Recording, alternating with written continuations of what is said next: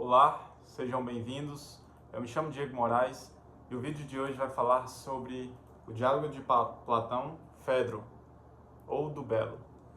Antes, gostaria de pedir sua curtida e sua inscrição, porque é muito importante para que a gente possa cada vez mais ter conteúdos relevantes aqui no canal, então isso ajuda demais. Então não deixe de curtir e de se inscrever. Bem, o diálogo Fedro, ele vai tratar de um tema muito importante que é o amor, certo? Mas voltado com esse condicionante da beleza. Então, o diálogo se inicia em uma conversa onde o Fedro, ele cita um discurso do Lísias a respeito do amor. E o Lísias, ele fala que é melhor amar alguém sem ser correspondido do que correr o risco de amar alguém que corresponda, mas que se torne um fardo para a pessoa, através do seu excesso de amor, digamos assim. Nesse sentido, o Sócrates, o Fedro, aliás, ele vai concordar com Lísias e vai fazer uma apologia sobre esse texto. Já o Sócrates, ele vai elogiar esse raciocínio do Lísias, porém, ele vai ser um crítico a essa ideia, mostrando que o amor, ele não é simplesmente um desejo, ele não é simplesmente uma paixão desmedida das pessoas para com outras. Na verdade, o amor, ele é uma busca pelo conhecimento. É uma tentativa de se chegar à beleza. E o amor, ele é imprescindível nessa forma, porque senão isso não necessariamente seria o amor. Então o Sócrates, ele vai mostrar que quando as pessoas tendem a relativizar ou entender de forma equivocada o amor, na verdade, elas estão demonstrando que elas estão intitulando outras coisas como o próprio amor, ou seja, os desejos, as paixões. Então isso tudo talvez faça um pouco parte do amor, mas não é a essência dele, porque o amor busca algo que seja transcendente, algo que seja para além da nossa compreensão, que é algo que busque o belo de certa forma. Então, o Sócrates também, ele vai fazer essa análise que o amor deve ser inspiracional. Ou seja, é através do amor que nós buscamos se elevar como indivíduos, que nós buscamos ter clareza da beleza das coisas, ou seja, ter amor real é o sacrifício por aquelas coisas que são belas e que valem a pena. A verdade, o bem, a justiça. E nesse sentido, amar as pessoas, porque nelas existem qualidades virtuosas. Então o amor deve ser sempre uma inspiração. Então, Sócrates também vai fazer uma crítica, e aí ele vai voltar mais à questão da parte literária, pois ele critica essa questão da escrita. E por que o Sócrates critica isso? Bem, é sabido que o Sócrates não escreveu nenhum livro. Tudo que nós temos escrito de Sócrates são textos platônicos ou de outros que viveram no seu tempo.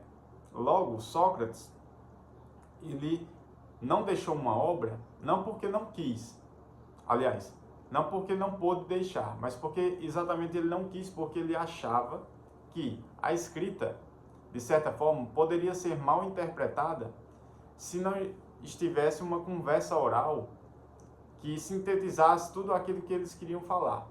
Como eles falavam sobre temas muito complexos e muito abstratos, o Sócrates era contra a escrita, porque ele achava que essa tradução literária, ela culminava em haver corrupções da própria essência do texto e do contexto que eles queriam falar.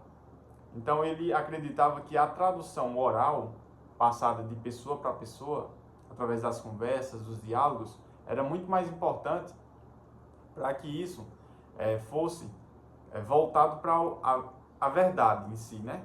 Para o que há mais verdadeiro e que mais está em consonância com o que eles estavam tentando expressar naquele momento.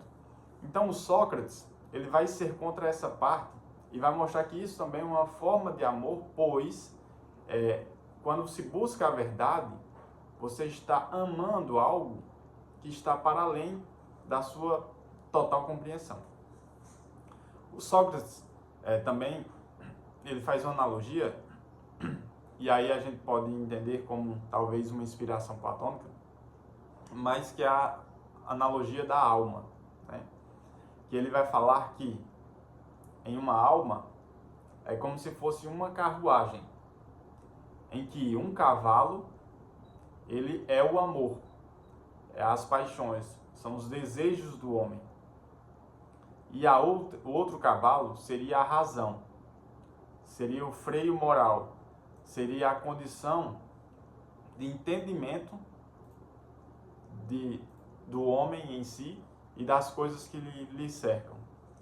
Então, nessa carruagem, a alma humana ela precisa domar esses dois cavalos para que um não se antecipe ao outro e a própria carruagem caia. Então, os dois cavalos precisam andar em conformidade e dessa forma o homem avança, o homem se eleva e a carruagem anda, a carruagem evolui.